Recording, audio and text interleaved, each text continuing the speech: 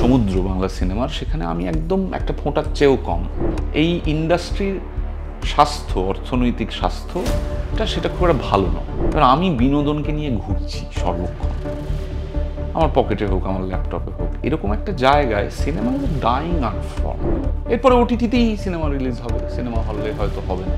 Long format content যতদিন চলবে, long format কন্টেন্টের জোর প্রতিদিন কমছে। বা একটা আর্ট প্র্যাকটিশনার যেটা ভাবে, তার কাছে কোনো কিছুর কোনো কন্ট্রোল নেই, সে একটা একটা বিচ্ছিরি পাপেটের মতো হয়ে গেছে। এরকমও তো হতে পারে যে একটা কোনো রুলিং রেজিম তারা থিয়েটার করাকে আটকে দিচ্ছে। কি যেন বলে, এই দেশেতেই থাকবো, ওই গানটার পরে আরও বেশি করে সাম্প্রতিক সময় নিয়ে বলা 30টার বেশি গান লিখে ফেলেছি। ওইগুলো নিয়ে এটা কি হচ্ছে, ওটা কি হচ্ছে, ফেসবুকে গিয়ে লিখছি না, ভাইরাল হচ্ছে না। এখন পুরো রিয়েলিটি সোশ্যাল মিডিয়া রিয়েলিটি, সেখানে আমি বলছি না কিছু। আমি একটা শব্দ আবার বলে দিই, তাহলে তোমার একটু ট্র্যাকশনও বেশি হবে। Failed exercise. কয়েকজন একটু গালাগাল টালাগাল দিলে একটু ভিউজও বাড়ে না, নাকি না কি হয়, হিট বেশি হয়। কিন্তু ওই ভাইরাল যতক্ষণ না হচ্ছে, আর যতক্ষণ না ফেসবুকের থ্রু দিয়ে ওটা আসছে, আমি পারবো না। ভাইরাল হওয়ার দৌড়ের কোনো নীতি নিয়ম নেই। ভাইরাল হওয়ার ওটা অন্য হিসেব, ওটা ওয়ান হ্যাকার ওয়েতে ঠিক হয়।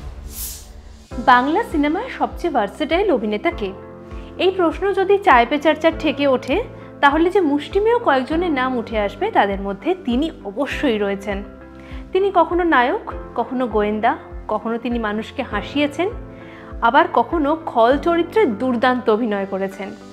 আর এবার তিনি আসছেন একটা সম্পূর্ণ নতুন গল্প, নতুন চমক নিয়ে, নতুন রূপকথা নিয়ে।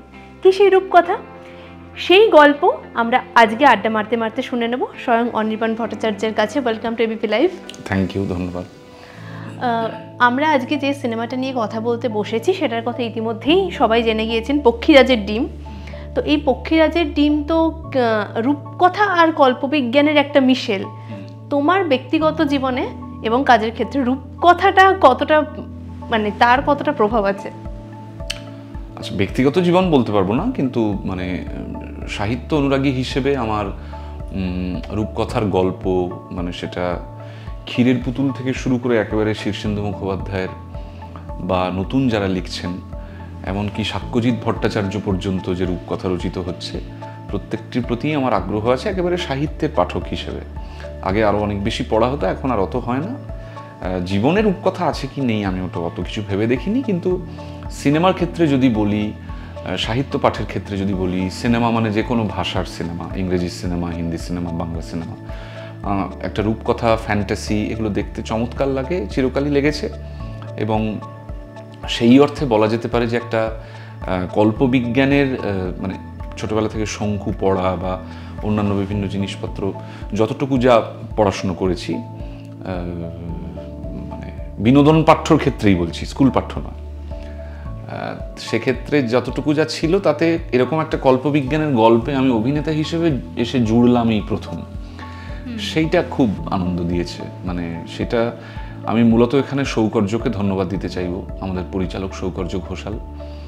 সৌকর্য যখন আমাকে প্রথম ডেকে বলেন যে এই চরিত্রটার জন্য আমি তোমাকে ভেবেছি, আমি একটু কিঞ্চিত আশ্চর্যই হই যে বাবা, এরকম একটা। এবং তারপরে আমার ভেতরে যেটা থাকে সেটা হচ্ছে যে একটা অন্য রকমের চরিত্র, অন্য রকমের একটা ম্যানারিজম, অন্য রকমের একটা গেট আপ। সৌকর্য আমার এখনো মনে আছে আমাকে একটা স্কেচ দেখিয়েছিলেন, সেই স্কেচটা উনি নিজেই করেছিলেন। একটা লোক দু হাতে দুটো ঘড়ি পরে, হ্যাঁ, একটা এরকম চুল, একদম সৌকর্যের যে স্কেচটা সৌকর্য এঁকেছিলেন, আমাদের লুকটা একদম তাই। জামার চেকস বা এখানে বোতাম লাগানো বা প্যান্ট কোমরটা কোথায় থাকবে, সব কিছু সৌকর্যের মাথায় পরিষ্কার ছিল এবং আমার তাতে সুবিধেও হয়েছে চরিত্রটা নির্মাণ করতে। আমি ব্যক্তিগত জীবন বললাম, ধরো ছোটোবেলা থেকে আমরা আমাদের কিন্তু ভাবতে শেখায় রূপকথা আর কি। সেই দিক থেকে রূপকথার প্রভাবটা ওই ছোটোবেলা থেকেই আমাদের বোধহয় কম বেশি সবার মধ্যেই থাকে আর কি। ছোটোবেলা থেকে আমরা রূপকথাটা পড়ি এবং সেইটা পড়ে ভাবতে শিখি আর কি। হ্যাঁ, ছোটোবেলা চলে গেছে। এখন আমরা যে সমাজে থাকি, রূপকথা সব একদম টায়ারের তলায় চলে যাবে। ওই বাস্তব জীবনে রূপকথার কথা ভেবে লাভ নেই। বাস্তব অত্যন্ত রূঢ়, অত্যন্ত শক্ত, গরমও বেশি। সব সাহিত্য, সিনেমা ঠিক আছে, জীবনে না ঢোকাই ভালো। আমরা ট্রেলারে যতটুকু দেখেছি, সেখানে তুমি অঙ্ক, বিজ্ঞান, এইসব তোমার বিষয়। তো তুমি কোন সাবজেক্ট তোমার প্রিয় ছিল? বাংলা। আর ভয় পেতে কিসে? সব অঙ্ক, বিজ্ঞান। মারাত্মক, মানে আমি একেবারেই ভালো ছিলাম না, মানে আমি জিনিসটা বুঝতে পারতাম না, জিনিসটাতে ঢুকতে পারিনি কখনো। আমি আগেও বলেছি আমি পাটিগণিত মুখস্থ করে যেতাম পরীক্ষায়, যে অমল বিমল কমলের জায়গায় ওই সুমিত নরেশ রমেশ করলেই আমার অঙ্ক ভুল হয়ে যেত। এই যে চরিত্রটার কথা বলছিলে, এই রকম চরিত্র তো আমরা বাস্তবে খুব একটা দেখি না। তো ওই মানে কিছুটা শঙ্কু দেখেছি, আবার মানে গল্পেই দেখা যায় এরকম চরিত্র। তো সেই চরিত্রটা নির্মাণ করতে গিয়ে তুমি কি কি প্রিপারেশন নিয়েছিলে? প্রিপারেশন বলতে আমাকে এক ধরনের একটা সৌকর্যের সঙ্গে আলোচনা করে একটা ম্যানারিজম নিতে হয়েছিল। আমরা যে সিনেমা এই ধরনের চরিত্র দেখি না তা নয়, এবং অনেক মানে বিদেশি ছবি আছে, বিশেষ করে আমি বলবো হলিউড এরকম প্রচুর ছবি হয়েছে, বহু অভিনেতা এরকম আছেন যারা এই ধরনের মানে একটু এরকম ধরনের চরিত্র অভিনয় করেছেন। সেগুলো এক অর্থে বলা যেতে পারে সেগুলো আমার দেখা, কয়েকটা দেখা, সেখান থেকে আমার একটা ধারণা ছিল যে এই জিনিসটাকে এরকম করতে হয়। আর এই ছবিটির ক্ষেত্রে সৌকর্য কী চাইছিলেন সেটা আমাকে সৌকর্যর সাথে কথা বলেই বুঝতে হয়েছে, যে কোমর থেকে যদি আমি ঝুঁকে থাকি সেটা কতখানি, বা আমার হাতের আঙুলের মুভমেন্ট সেটা কতখানি, গলার শটটা কতখানি বদলানো যেতে পারে অভিনয়ের সময় এবং পরবর্তীকালে মানে ডাবিংয়ের সময়, ডায়লগ রেকর্ডিংয়ের সময়। এইগুলো আলোচনা করেই আমরা গেছিলাম। এবার করতে করতে যেটা হয় যে একটা জিনিস হয়তো সৌকর্যর মনে হলো যে এটা এটা এটা এরকম না হয় যদি এরকম হয়, আমার কিছু মনে হলো এটা এরকম না হয় যদি এরকম হয়। খুবই অভিনয় মানে একটা স্বাভাবিক চরিত্রে হোক, আবার একটা এক্সেন্ট্রিক একটু একটা ম্যানারিজম ধর্মী চরিত্রের ক্ষেত্রে হোক, দু ক্ষেত্রেই যেটা লাগে সেটা হচ্ছে একটা খুব অর্গ্যানিক এর দরকার হয়, অর্গ্যানিক একটা মোটিভেশনের দরকার হয়। সেটা যতক্ষণ না হাতে কলমে ফ্লোরে গিয়ে কাজটা শুরু হচ্ছে, সেটা বাড়িতে বসে হয় না, আলোচনা করে তাহলে আমি তখন ওইটা করব, এইখানে আমি ভাবছি এরকম করব, ভেবে অভিনয় হয় না। ভাবনার যেটা অবশ্যই থাকে, কিন্তু অভিনয়ের কাজটা হাতে কলমে শুরু হয়, অভিনয়টা যখন শুরু হয় তখন। দীর্ঘদিন ধরে অভিনয় করছো, পরিচালনা করছো। দীর্ঘদিন ধরে অভিনয় করছি, পরিচালনা সম্প্রতি না, তুমি তো নাটক পরিচালনাও করেছো, 2-3টে, কাউন্ট হয় না। ছোটদের সঙ্গে কাজ করার মজাটা কেমন?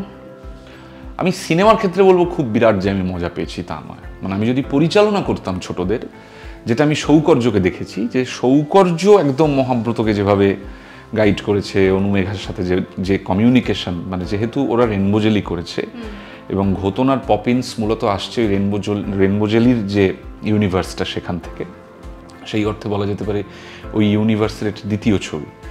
সৌকর্যের সঙ্গে অনুমেঘার মহাব্রতর আমার সাথে মহাব্রতর একটা ইন্টারেস্টিং বন্ধুত্ব হয়েছিল, কিন্তু আমরা শুটিংটা আসলে অনেকদিন আগে করেছি, তারপরে আর সেটা আবার এতদিন বাদে দেখা হবে। তো এইটা একটা ব্যাপার। কিন্তু পরিচালক হলে যতখানি বাচ্চাদের সঙ্গে মিলেমিশে কাজ করা যায়, এই ছবিতে যেহেতু আমি মূলত একজন অভিনেতা, ততটা সুযোগ সুবিধে আমার ওদের সঙ্গে হয়নি। আর আমার থিয়েটারের কাজ করার সূত্রে আমার মানে বাচ্চাদের সাথে কাজ করার অনেক অভিজ্ঞতা আছে, কিন্তু এখন সচরাচর আমি যেহেতু থিয়েটার করিও না, আর অভিজ্ঞতাও হয় না। ভবিষ্যতে বাচ্চাদের নিয়ে ছবি পরিচালনা করবে এরকম পরিকল্পনা আছে? ইচ্ছে আছে, পরিকল্পনা নেই। আচ্ছা, ইচ্ছেটা যদি আরও বেশ কিছুদিন থাকে তাহলে সেটা পরিকল্পনায় নিয়ে যাওয়ার একটা চেষ্টা হবে। তো অনির্বাণ নিজে কতটা পক্ষীরাজের মতো উড়তে পারছেন, কতটা স্বপ্ন দেখতে পারছো?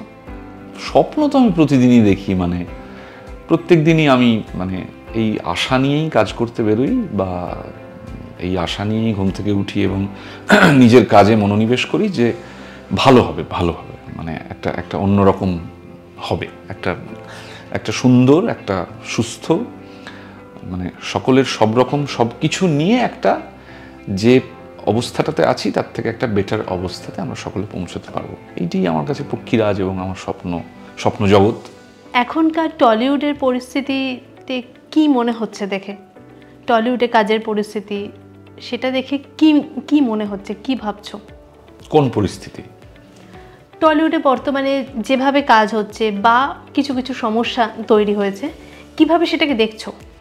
তুমি কি ফেডারেশন আর ডিরেক্টরস গিল্ডের কথাটা বলছো, নাকি অ্যাজ আ হোল সবকিছু মিলিয়ে? অ্যাজ আ হোল আমি সবকিছুই বলছি। প্রথম কথা হচ্ছে যে এটা খুব লম্বা একটা মানে ইতিহাসের ইন্ডাস্ট্রি। হ্যাঁ, অনেক দিন ধরে কাজ হচ্ছে, মানে অনেক দিন আগে থেকে শুরু হয়েছে, বিভিন্ন সময় বিভিন্ন মানুষজন, গুণী মানুষজন এসছেন।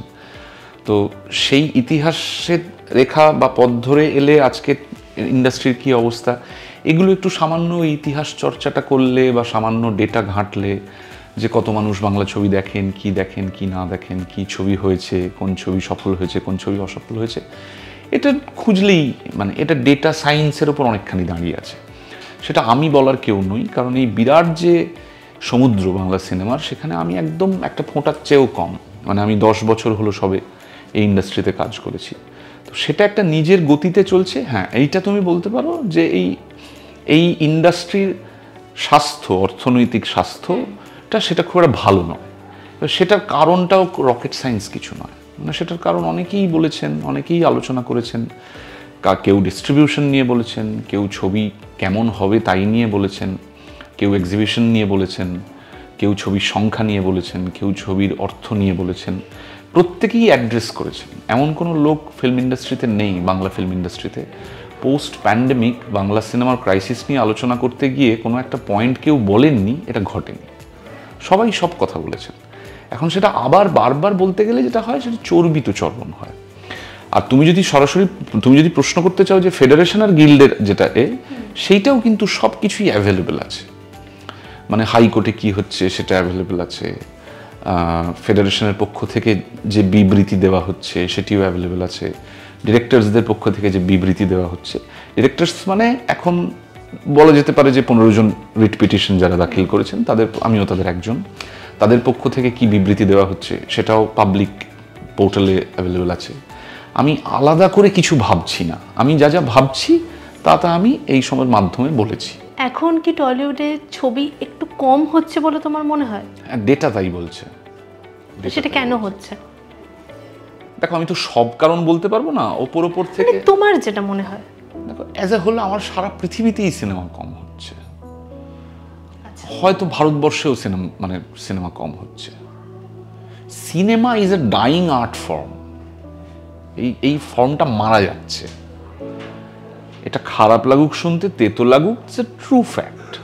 সিনেমা ফর্মটা মারা যাচ্ছে। সে তুমি তোমাকে কোথাও যেতে হবে না এটার জন্য, তুমি সে নিজেকে দিয়েই বুঝতে পারবে। কন্টেন্ট কনজিউম করাই তো সিনেমার মূল উদ্দেশ্য, তাই না?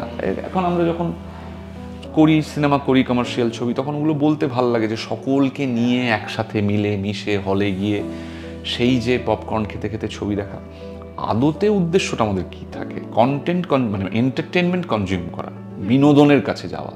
এবার আমি বিনোদনকে নিয়ে ঘুরছি সর্বক্ষণ, আমার পকেটে হোক, আমার ল্যাপটপে হোক, এরকম একটা জায়গায় cinema is a dying art form, মৃতপ্রায় শিল্প। সেটার কারণ কি সোশ্যাল মিডিয়া বলছো? ইন্টারনেট সোশ্যাল মিডিয়া না, ইন্টারনেট। যে ফরম্যাটে তোমাকে এন্টারটেন করার জিনিসপত্র এসে গেছে, through mobile, through internet, everything. এখানে কি করে সিনেমা একরকম থাকবে? আরও কমতে একটা সময় বন্ধ হয়ে যাবে, ওই মতো থাকবে আর কি, ওই মিউজিয়ামের মতো কয়েকটা ছবি হবে। সিনেমার তো ধারা বদলাচ্ছে, তুমি যদি মোবাইল বলো তাহলে ওয়েব সিরিজ এসেছে, সেখান থেকে তো সিরিজ তো সিনেমা নয়। সিনেমা বড় পর্দার সিনেমা হলে যেটা গিয়ে দেখতে হয়, কমিউনিটি ওয়াচ। এখন তো অনেকে ওটিটিতেও সিনেমা রিলিজ করছে। এরপরে ওটিটিতেই সিনেমা রিলিজ হবে, সিনেমা হলে হয়তো হবে না। লং ফরম্যাট কন্টেন্ট যতদিন চলবে, লং ফরম্যাট কন্টেন্টের জোর প্রতিদিন কমছে। এমনি ধুমধাড়াক্কা মারপিট ফারপিট হলে লোকে তো 4 ঘন্টাও দেখছি, কিন্তু এমনি একটু ভালোবাসার কথা, একটু গভীর কথা তো একদম দেখতে চাইছে না। সেই ধারাটা বদলে যাবে, সেটা এক একটা সময় দর্শক মন এক একটা ফেজ দিয়ে চলে। আমাদের দেশ, আমাদের রাজ্য, আমাদের সময়টা এখন একটা ফেজের মধ্যে দিয়ে চলছে, এটা চেঞ্জ করে যাবে। কিন্তু লং ফরম্যাট কন্টেন্ট একটা চিরকালীন থ্রেটের মধ্যে চলে এসছে। এইটার থেকে খুব কাছাকাছি সময় সার্ভাইভ উঠে আসা বা ব্যাপারটাকে বদলে ফেলাটা আমি অন্তত সম্ভব দেখি না। কেউ দেখলে তিনি তার কারণ বলতে পারেন। পরিচালক অনির্বাণকে দেখার জন্য কিন্তু দর্শক মুখিয়ে রয়েছেন। আচ্ছা, আমি চেষ্টা করছি কিছু একটা। আমার আসলে অন্যান্য অনেকগুলো কাজকর্ম করতে গিয়ে বেশ কিছু ক্রিয়েটিভ প্রোডাকশন, ক্রিয়েটিভ ডিরেকশনের কাজ, নিজের অভিনয়ের বেশ কিছু কাজ আমি একটু মনোযোগও দিয়েছিলাম অভিনয় গত 2-3 বছর। বল্লভপুরের পর থেকে অনেকগুলি চরিত্রে আমি অভিনয় করলাম পরপর। তবে এবার আবার একটা ইচ্ছে করছে একটা ছবি বানানোর, একটা প্রস্তুতি চলছে। কি এখনই সেটা বলতে পারবো না, কারণ বলার মতো জায়গাতে আসেনি। এবার দেখা যাক, নিশ্চয়ই চেষ্টা করবো একটা যত্ন করে সুন্দর করে আবার মানুষের জন্য একটা ভালো গল্প যদি বলা যায়। থিয়েটার থেকে তুমি একটা বিরতি নিয়েছো, তার কারণ কি? এত কিছু হচ্ছে বলে বা অন্যান্য দিকে একটু মনোনিবেশ করবে বলে, নাকি অন্য কোনো? না না, আমার ভালো লাগছিল না খুব একটা। আমাদের এনজয় করতে হবে একটা কোনো কাজ। একটা কাজ তো একটা কাজের মধ্যে মানে এই কাজটা করে কি, এই কাজটা করে তো আমরা বিরাট অর্থ উপার্জন করি না। একটা থিয়েটার করে তো বিশাল অর্থ নয় যে অনেক টাকা পাই গিয়ে টাকার জন্য থিয়েটার কেউ করে না। তো হ্যাঁ, অর্থের যুক্তিতে তো আমরা কখনো করিনি, অনেকেই করেন না। কিন্তু আমার আর মানে সেটার বাদ দিয়ে যেগুলো পড়ে থাকে আর কি, ইনফ্রাস্ট্রাকচারাল জায়গা থেকে বা নিজের মনের একটা লিঙ্কের জায়গা থেকে, সেটা আমার অনেক দিন ধরে আলগা হয়ে যাচ্ছিল। এবার আলগা কেন হয়ে যাচ্ছিল সেটা অনেক মানে সে নানান ঘটনা, নানান সময়, মানে যেরকম হয়ে যাচ্ছিল পরিবেশটা, এগুলো সে অনেক কথা বলতে হয়। সেই কথা বলার জায়গায় ইন্টারভিউ নয়। একটাই কথা বলতে পারি যে আমার মানে স্ট্রিংটা মানে ছিঁড়ে যাচ্ছিল, মানে জোরটা খুলে যাচ্ছিল। তখন আমি ভাবলাম যে মানে এটা থেকে একটা ডিস্টেন্সে যাওয়াই ভালো। যদি ভবিষ্যতে কখনো ইচ্ছে করে, যদি একটা কিক আসে বা যদি মনে হয় যে আমি যে থিয়েটারটা করব বা আমরা যে থিয়েটারটা করব সেটার পরিবেশ, সেটার নৈতিকতা, সেগুলো আমরা কন্ট্রোল করতে পারবো, তাহলেই করব। এখন যেটা হয়ে গেছে সেটা হচ্ছে যে এই কোনো কিছু আর কন্ট্রোল করা যাচ্ছে না। একটা আর্টিস্ট বা একটা আর্ট প্র্যাকটিশনার যেটা ভাবে, তার কাছে কোনো কিছুর কোনো কন্ট্রোল নেই। সে একটা মানে বিচ্ছিরি পাপেটের মতো হয়ে গেছে আর কি। মানে সেই মানে এমনিতে পাপেট হতে ক্ষতি নেই, কিন্তু সেই পাপেটেরও কোনো মানে নেই আর কি। হ্যাঁ, কোনো স্ট্যান্ডার্ড নেই আর কি, এরকম হয়ে গেছে জিনিসটা। তো যদি কখনো এরকম সময় আসে এবং তখন যদি শরীর সুস্থ থাকে, যখন নিজেরা ওই প্ল্যাটফর্মের ডিগনিটি, ইন্টিগ্রিটি, ইন্টেন্সিটিটা, ওই ফর্মের ফিলোসফিটাকে নিজেরা কন্ট্রোল করতে পারবো, আবার তখনই করবো। মানে তোমার চোখে থিয়েটারের কোথাও না কোথাও একটা মানে খারাপ সময় বলছো? খারাপ সময় বলছি না, খারাপ সময় তো অনেক গেছে। খারাপ সময় নানাভাবে বলা যায়, মানে বিচিত্রভাবে খারাপ সময় যেতে পারে। মানে এরকমও তো হতে পারে যে একটা কোনো রুলিং রেজিম তারা থিয়েটার করাকে আটকে দিচ্ছে, সেটাও তো একটা খারাপ সময় হতে পারে। হ্যাঁ, সেটাও এক ধরনের খারাপ সময়, কিন্তু দেখা যাবে যে তখন দারুণ দারুণ থিয়েটার হচ্ছে। আবার আরেকটা খারাপ সময় হয় যে এই যে আমাদের যে বলা যেতে পারে যে একটা বিপ্লব ঘেঁষা থিয়েটারের যে ঐতিহ্য, সেটা ভেতরে ভেতরে ঘুম ধরে যাচ্ছে। হ্যাঁ, তার ভেতরে ভেতরে একটা পচন ধরে যাচ্ছে, সেইটা আরেকটা খারাপ সময়। আমি যে খারাপ সময়টার কথা বলছি সেটাই দ্বিতীয়টা। হ্যাঁ, যে আমাদের মানে যেহেতু এখানে কোনো অর্থ নেই, যেহেতু এখানে কোনো প্রাপ্তি যোগ নেই, আছে তো মূলত বলতে গেলে নৈতিকতা এবং তার কিছু জিনিস, তাই মানে সেগুলো পচে যাচ্ছে আর কি, সেগুলো নড়বড়ে হয়ে যাচ্ছে বলে আমার মনে হয়। যে অন্য কারো মনে নাও হতে পারে, তার মনে হতেই পারে যে এটা ফ্লারিশ করছে। আমার আর একটাই প্রশ্ন আছে যে অনির্বাণ গান গেয়েছে, সব কবিতা বলেছে, সব কিছু মনে রাখা হবে, গান লিখেছে আমি এই দেশেতেই থাকবো, সেই অনির্বাণ এখন সিনেমা, থিয়েটার এই বিষয়গুলো ছাড়া সাম্প্রতিক বিষয়ে কথা বলা কমিয়ে দিয়েছো। এটাকে খুব ইচ্ছাকৃতভাবে কোনো বিশেষ কারণে করেছো? না, আমি মনে করি আমি কি যেন বলে, এই দেশেতেই থাকবো, ওই গানটার পরে আরও বেশি করে সাম্প্রতিক সময় নিয়ে কথা বলার চালু করেছি। ওটা যে বাক্সতে ফিট ইন করলে মনে হবে যে বলা হলো, সেই বাক্সতে ঢুকছে না। ওটা তুমি যে ফরম্যাটের কথা বলতে চাইছো, সেই ফরম্যাটটাতে ঢুকছে না বলে তোমার মনে হচ্ছে যে অনির্বাণ বলছে না। আমি 30টার বেশি গান লিখে ফেলেছি, সেই গানগুলো গাওয়া হয়, কিন্তু আমার মনে হচ্ছে না। তার কারণ আমি ওইগুলো নিয়ে এটা কি হচ্ছে, ওটা কি হচ্ছে, ফেসবুকে গিয়ে লিখছি না, বা সেটা ভাইরাল হচ্ছে না। সব করছি আমি, সব বলছি। একজন আর্টিস্ট হিসেবে সমস্ত সময়ের দাগ আমরা আমাদের কাজে রেখে যাচ্ছি। অথই কি কাজ? অথই তো একটা সময়ের দাগ নিয়ে করা কাজ। তালমার রোমিও জুলিয়েট কি কাজ? তালমার রোমিও জুলিয়েট তো একটা সময়ের দাগ নিয়ে। কিন্তু যতক্ষণ না জিনিসটা ভাইরাল হচ্ছে, আর যতক্ষণ না তুমি ফেসবুক অ্যালগোরিদমের মধ্যে গিয়ে ওটা বলছো, ততক্ষণ তোমার মনে হবে কিছুই তো হচ্ছে না। কারণ আর তো কারো কাছে আর্টিস্টিক রিয়েলিটি, সিনেমার বিনোদনের রিয়েলিটি বলে, সমাজের রিয়েলিটি বলে আর কিছু নেই। এখন পুরো রিয়েলিটি সোশ্যাল মিডিয়ার রিয়েলিটি, সেখানে আমি বলছি না কিছু। মানে সেটা কি খুব কনসিয়াসলি দূরে সরিয়ে রেখেছো? হ্যাঁ, ওটা বলে কিচ্ছু হবে না, আগেও বলেছি। আমি একটা শব্দ আবার বলে দিই, তাহলে তোমার একটু ট্র্যাকশনও বেশি হবে। Failed exercise. কয়েকজন একটু গালাগাল টালাগাল দিলে একটু ভিউজও বাড়ে না, নাকি না কি হয়, হিট ফিট বেশি হয়, ওটাও হবে।